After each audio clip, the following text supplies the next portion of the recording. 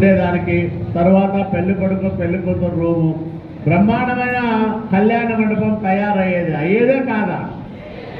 మీ దురదృష్టమో, రాయదుర్గం దురదృష్టమో, రాష్ట్ర ప్రజల దురదృష్టమో, ఇక్కడ నేను గెలవలే, అధికారము రాలేదు.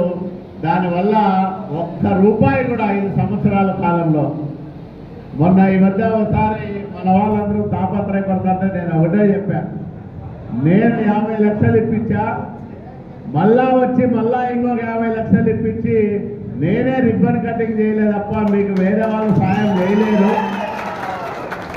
మీరు మర్చిపోండి, ఆ బాధ్యత నా మీద పెట్టండి, నేను పూర్తి చేసి నేనే ప్రారంభం కూడా చేస్తా అని చెప్పా వాళ్ళకి అప్పట్లో. అంటే ఒక మనిషికి 10 మందికి సహాయం చేయాలనే తపన ఉంటే, 10 మంది తనను మంచిగా అనుకోవాలనే తాపత్రయం ఉంటే నిరంతరము అభివృద్ధి చేసేదానికి అవకాశం వస్తుంది.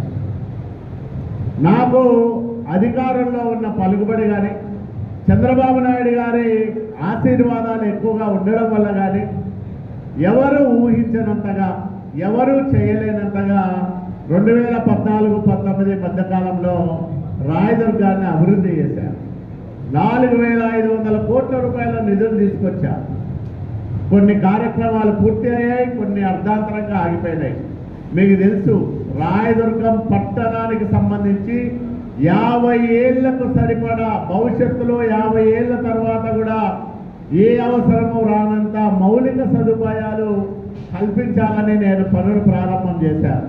రాయదుర్గం నుంచి అనంతపురం పోవాలంటే 2 గంటలు పట్టేది. రాయదుర్గం నుంచి